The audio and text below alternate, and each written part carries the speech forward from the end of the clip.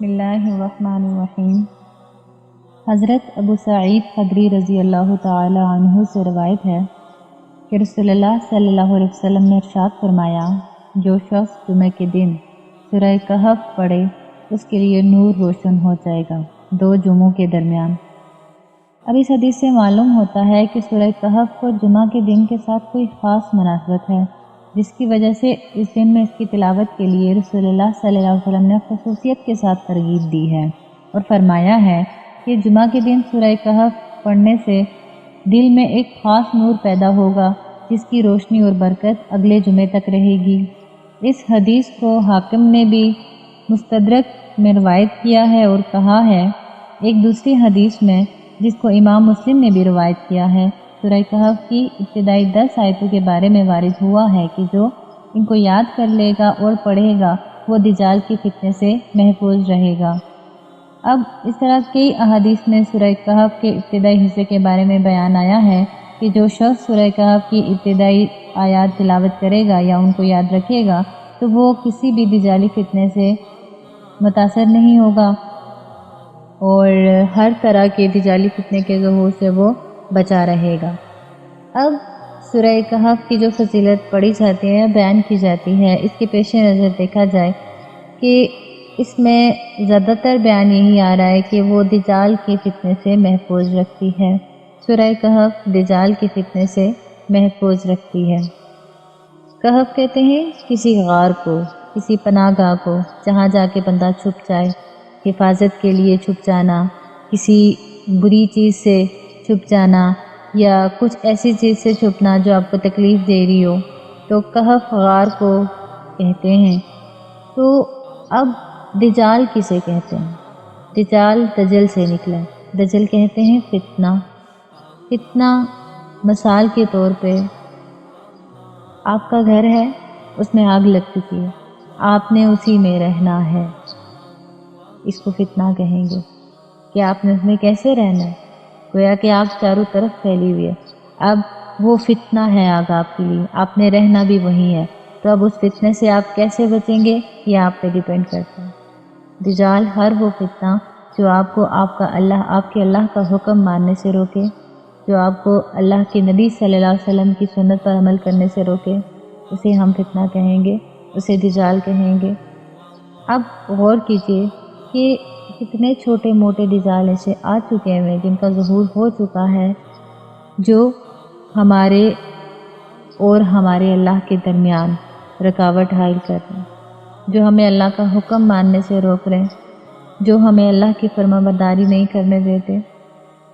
تو ہمیں ان تمام فتنوں سے بچنا ہے، تو ہم اس دجالی فتنے سے کیسے بچ سکتے ہیں؟ تو اللہ کے نبی صلی اللہ علیہ وسلم نے فرما دیا کہ سورہ کہف کی تلاوت کرو۔ اب سورہ کہف کی ابتدائی 10 آیات میں ایسا کیا ہے کہ جو ہمیں اس فتنے سے بچا سکتا ہے؟ سورہ کہف کی ابتدائی 10 آیات کا مفہوم دیکھیے۔ سب سے پہلے سورہ کہف شروع کیسے ہو رہی ہے؟ سورہ کہف کی ابتدائی آیات، الحمدللہ الذی انزل علی عبدہ الکتاب ولم یجعل لہ عوجا۔ الحمدللہ سے سٹارٹ ہو رہی ہے۔ الحمدللہ یعنی کہ ساری تعریفیں خالص اللہ کے لیے ہیں، حمد اللہ کے لیے، تمام طرح کا شکر بھی اللہ کے لیے۔ حمد کہتے ہیں تعریف اور شکر کو، تو گویا کہ ہم اس بات کا اقرار کرتے ہیں کہ ہر طرح کی تعریف اور ہر طرح کا شکر صرف اور صرف اللہ کے لیے ہے۔ تو جب بندہ دنیا میں کسی بھی چیز کو دیکھتا ہے، کوئی چیز اسے خوبصورت لگتی ہے، کوئی چیز اسے اٹریکٹ کر رہی ہوتی ہے، تو جب بندہ اس کی تعریف کرتا ہے در حقیقت وہ تعریف اللہ کی ہو رہی ہوتی ہے، کیونکہ بنانے والی ذات اللہ کی ہے۔ تو کسی بھی چیز کی جب ہم تعریف کرتے ہیں گویا ہم اس چیز کی نہیں بلکہ بنانے والے کی تعریف کر رہے ہیں۔ تو ہر چیز کا بنانے والا اللہ ہے، تو ہر طرح کی تعریف بھی اللہ ہی کے لیے ہے، ہر طرح کا شکر بھی اللہ ہی کے لیے ہے۔ اللہ کی تعریف ہم نے کرنی ہے، اللہ کی تعریف ہمیں ہر طرح کے فتنے سے روکے رکھے گی۔ جب ہم اللہ کا شکر کریں گے، اللہ کی تعریف کریں گے تو ہم فتنوں سے بچے رہیں گے۔ اگلا پوائنٹ، الحمدللہ الذی انزل علی عبدہ الکتاب، اللہ تعالیٰ نے کتاب نازل کی علی عبدہ اپنے بندے پر۔ کون سی کتاب؟ الکتاب، خالی کتاب نہیں فرمایا، الف لام کا اضافہ کیا، یعنی کہ بہت خاص کتاب ہے۔ عربک میں کسی عام سی چیز کو اگر خاص بتانا ہو تو اس کے ساتھ الف لام کا اضافہ کیا جاتا ہے۔ تو یہاں پہ کتاب کے ساتھ الف لام لگا کے بتا دیا گیا کہ یہ چیز اسپیسیفک ہے، یہ خاص ہے، اس جیسی کوئی نہیں ہے، اس کتاب جیسی کوئی کتاب نہیں ہے۔ اور وہ کتاب کیسی ہے؟ ایسی ہے فَلَمْ يَجْعَلْ لَهُ عِوَجًا، کہ اس میں کسی قسم کی کوئی ٹیڑھ ہے ہی نہیں، کسی قسم کی شک کی کوئی گنجائش نہیں، وہ ہر طرح کے شک و شبہ سے بالاتر ہے۔ کلام اللہ یعنی کہ اللہ تعالیٰ کی کتاب۔ گویا کہ پہلے ہم نے اللہ کی حمد و ثنا بیان کرنی ہے، دوسری کہف ہمارے لیے کون سی ہے؟ اللہ تعالیٰ کی کتاب قرآن۔ جتنا ہم قرآن کا فہم حاصل کریں گے، جتنا اس پہ غور و فکر کریں گے، جتنا اس پہ تدبر کریں گے، اس کے احکامات پہ عمل کرنے کی کوشش کریں گے، اپنی زندگیوں کو قرآن کے احکام کے مطابق گزاریں گے، تو ہم دجال کے فتنے سے محفوظ رہیں گے، ہم ہر طرح کے فتنے سے محفوظ رہیں گے۔ پھر اس کے بعد اصحاب کہف کا قصہ جاری ہوتا ہے۔ اصحاب کہف کا قصہ کیا تھا؟ اصحاب کہف چند نوجوان تھے جنہوں نے ایک ظالم بادشاہ کے سامنے سٹینڈ لے لیا کہ ہم نے تمہاری بات نہیں ماننی، بلکہ ہم نے صرف ایک اللہ کی بات ماننی ہے، ایک الہ کو تلاش کرنا ہے، ہم نے تمہارے آگے نہیں سجدہ ریز ہونا، بلکہ صرف ایک اللہ کی عبادت کرنی ہے۔ اپنے دین کو بچانے کے لیے، اپنے ایمان کو بچانے کے لیے وہ لوگ وہاں سے ہجرت کر گئے، وہ لوگ وہاں سے بھاگ کھڑے ہو گئے، نکل گئے اس علاقے سے جہاں پہ اللہ کی نافرمانی ہو رہی ہوتی۔ تو انہوں نے ایک غار میں پناہ لی، غار میں اللہ پاک نے ان کو 309 برس سلائے رکھا۔ آپ صرف تصور کیجئے، 309 برس اللہ تعالیٰ نے ان کو سلائے رکھا۔ انہوں نے اللہ سے دعا کی کہ اللہ تعالیٰ ہمارے دلوں کو مضبوط کر دے۔ اللہ تعالیٰ نے ان کے دلوں کو مضبوط کر دیا اور انہیں غار میں تھپکی دے کے سلا دیا، پیار سے سلا دیا۔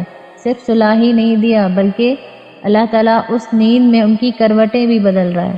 اللہ تعالیٰ ان پہ سورج بھی طلوع کرتا ہے، ان پہ سورج کی روشنی بھی پڑتی ہے، اور اس کے علاوہ ان کے کپڑے بھی نہیں میلے ہوتے، ان کے ناخن بھی نہیں بڑھتے، ان کے بال بھی نہیں بڑھتے، وہ گویا کہ جیسے سوئے تھے ویسے ہی دوبارہ جاگے۔